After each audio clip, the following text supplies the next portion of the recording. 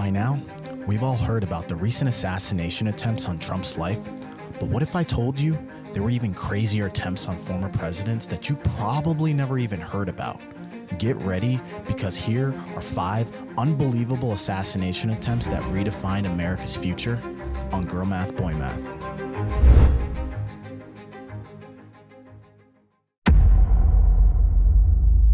So I knew like 20s were my favorite, but the president on it is now my new favorite president. Who? Mr. Jackson. Okay. He was baller, dude. Andrew Jackson? Okay. He was not playing with anybody. He was not taking no shit. He was not playing no games. Okay. So he was obviously forever ago, back when the Wild West was a thing, and they were like, "Wah, like who could shoot first? Because I don't like what you just said. I'm gonna kill you." He was in so many of these duels. He killed like a dozen people or something. Like he was not taking anybody's shit. And still being the president? Just murdering people is legal then? We were doing some crazy stuff back in the 1800s. Guess we got soft, guys. Presidents could just kill whoever they want and still get in office, but all right. In his defense, it was probably before he was president. Yeah. I digress. But so he's out in public. This freaking guy comes in and decides he doesn't like Jackson. He's going to take him out. Walks right up to him, like tries to shoot him in the chest. But his gun doesn't go off. Really? Which is weird. So Jackson's like, "I see you. What are you doing?" As he's pulling out another gun to try to shoot him. That gun didn't go off either. But in the meantime, while he's trying to shoot him the second time, Jackson comes up, like I said, like, "I see you. What are you doing?" And starts beating the crap out of him with his cane. Because he's like an old man at this point. Dang. He's like, wah, wah, wah, wah, wah. I'm going to do my stuff. He said, "Why are you trolling? Ain't you tired?" Forget about bringing a knife to a gunfight. A cane is crazy. But the odds that guy's 2 guns didn't go off is like, yeah. The universe was watching out for Jackson, but it's like a 1 in 125,000 chance. Dang. That both of them wouldn't go off. And actually, they were investigated, and the cops were like, "Every time we load it, it's shooting." So I don't know what happened. Yeah, but that dude still got beat by an old man. By an old man. They found a letter somehow from like somebody that was there and saw it. And he wrote home to his wife like, "Andrew Jackson cracked this guy in the head and knocked him out with his cane." Wow. All right, my boy Andy living that thug life. All right. If he was president right now, like, there's not no fight and fist bump. He's taking security. That lady that couldn't get her situation out, he'd have been like, "Move us all. I got it. Move." No, that's the equivalent, because like these days, all the Secret Service just gets super protective of the president. They're like, "Guy with the gun, get on him." But like Andrew's like, "Nah, I got this. Move out the way." Wah, wah, wah. So Mr. Roosevelt.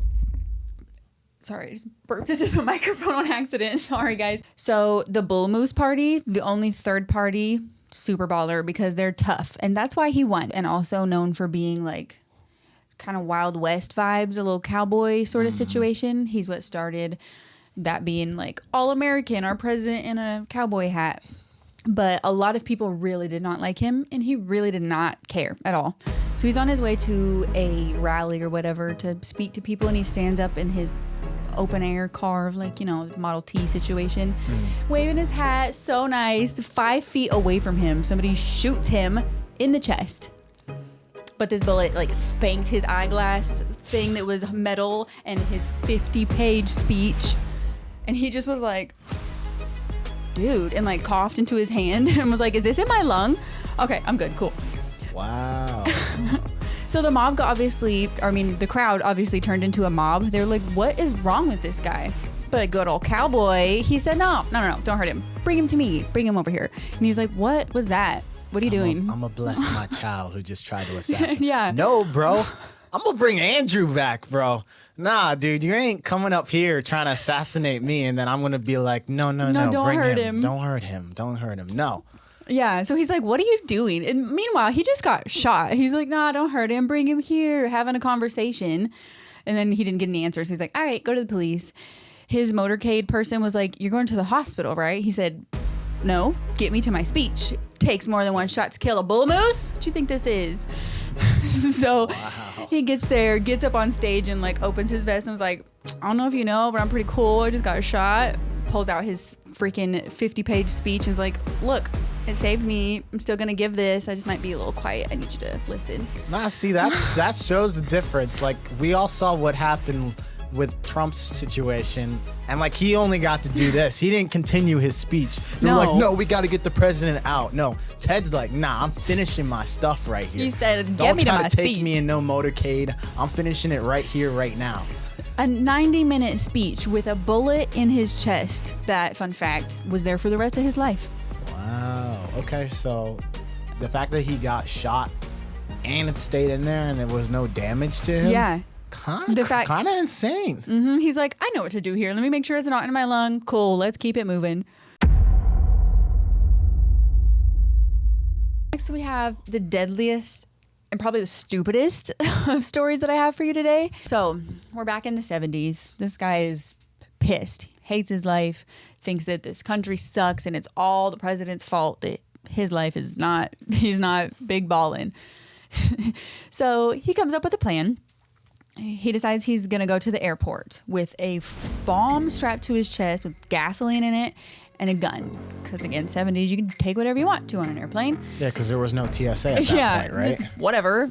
Okay. So he's going out there and this like security guard's like, you got a bomb on your chest? What the hell's going on? So they get into it. They're like kind of beefing. He gets out on the tarmac and he sees this real shiny, pretty Delta. He decides he's taking that. So he goes and he's like behind the pilot's like, take me to the White House right now. Let's go. Move. And they're like, no, we're not moving, actually. We're not. So he's like trying to get the hell out of here. They're saying no, and he thinks, I'm a genius. Everybody in the movies can fly a plane. I'll just shoot him. Literally shot both of the pilots, his only way to continue his plan. So he just sits down and he's like, wait a minute. That's a lot of buttons. That's a lot of screens. I don't know what I'm doing. He's like sitting there like the SpongeBob. Like he hits all the freaking buttons. He's like, blah, blah, blah, blah. He's like, okay, I thought I could do this, but no. So yeah, this idiot is really like, the cops come and he's like, I don't know what to do. Oh my God, I don't know what to do. I thought I could do this. I can't get away. Can't fly. Dude, imagine like, okay, I'm sitting there. I'm just like, okay, I'm just gonna take my flight. Just get in my connecting flight to Delta. You're just chilling, and some guy comes on with a freaking pipe bomb and guns, and is like, I'm taking over this plane. I don't even know how. Clean I'd up on react. A7 because I just shit my pants. I know, dude. I would be freaking out at that point. I'd be like, okay, I did not sign up for this. Did you know we had a president who no one elected? Did not know that.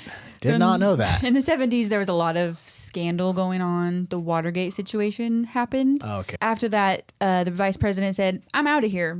After that, the real president said, I'm out of here. And we ended up with this random Gerald Ford dude. Some random Joe Schmo out of like Congress or something like that. Only president in America that we had that was not elected. So you just basically, you vote somebody and you're like, who's this guy? This is I didn't not vote what for even was you. on the ballot. I'm confused. Yeah. Okay, I Yeah. understand. Keep So going. people were like upset a little bit because we don't know you. We don't know anything about your policies, what you stand for, nothing. And like I said, this was the 70s. So it was the same time that Charles Manson was doing his thing. Like cult family thing? Yeah. Oh, okay. So his whole thing was like, I'm not a killer, I'm making other people kill people. So he sent this lady, her name was Lynette, but they called her Squeaky. She got that name because Manson was like, you're annoying when you talk, we're calling you Squeaky. But he sent her on a mission to go kill Mr. Ford. So she walks up, pulls out her gun right in front of him, aims at his chest. And what? She forgot the bullet. That is your one job. If you're gonna go kill somebody, you need to have bullets in the chamber. Like, that is your one job. How are you gonna go and try to assassinate somebody without the actual weapon that's gonna kill them? She might as well just walked up like this. Die. with her fingers. Just fall down right now. So it's even wilder, the fact that A, we don't know him, B, it was a lady. 17 days later, another lady was like, my turn, I'm trying to take you out. She was like very much about, you're gonna kill the trees, because it was when car things were changing, and he was in favor of some oil law. Sorry guys, I don't know all of it. But she was like, you're gonna kill the trees, you need to die.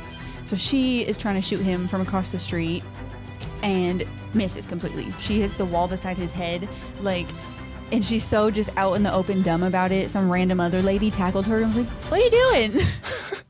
So it's like basically your tree hugger was trying to go and be an assassin for the day and was like, "Oh, let me see if I can use this gun," even though I guarantee you she's only done nothing but environmental stuff. Yeah. She want that thug life for the day. Wow. So then what happened to them? So both of these ladies and both of these attempts happened in California. Tell me why they ended up in the same prison. They both got the same sentence and went to the same place. Oh, so they were in the yard just talking. So, tell me how you tried to kill him. Like that, give me the tea, girl. Yeah. Like, let's talk about how you missed. And my thing is, nobody thought like, oh, they might conspire to do something else. Like, what? Anyways, like I said, they got the life sentence, but they were both like sweet old ladies in jail, and they got out. They spent like 30% of their sentence in jail. They both got out around the same time, but it was conveniently right after Mr. Ford had died. So they were probably... They were like, oh, it's not a threat anymore. I mean, they weren't even a threat to begin with. One with no bullet and the other one without even trying to take a shot in the right direction. Crazy out here, yeah. So one of them's actually still alive, the one who missed. Really? She's like 94 now, but... Dude, that's insane. The fact that it was so long ago blows my mind. No, and if she's still alive, like, dude, do you know that time period feels like, it almost feels like it was like 1800s for me, like, because I was in existence. So for somebody to be like, oh yeah, back in my day, I tried to assassinate. You remember me and your grandpappy? I was trying to go out there and I tried to assassinate him. Like, that is a weird story to still be able to tell your grandkids and stuff. Yeah. Okay. Wild. Okay, Jerry.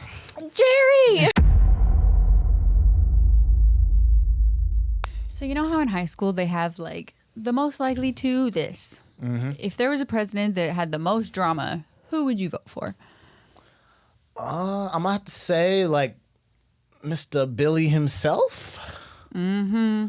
And I'm about to tell you how he was so much more drama than we even really talk about or know. So there's this one guy who he thought that he was gonna get somewhere by standing in front of the White House where tourists take pictures and just open firing with a semi-automatic rifle. Spraying on the yard. He really thought he was going to reach the house. So he thought Bill was just going to catch a stray from the street? Yeah.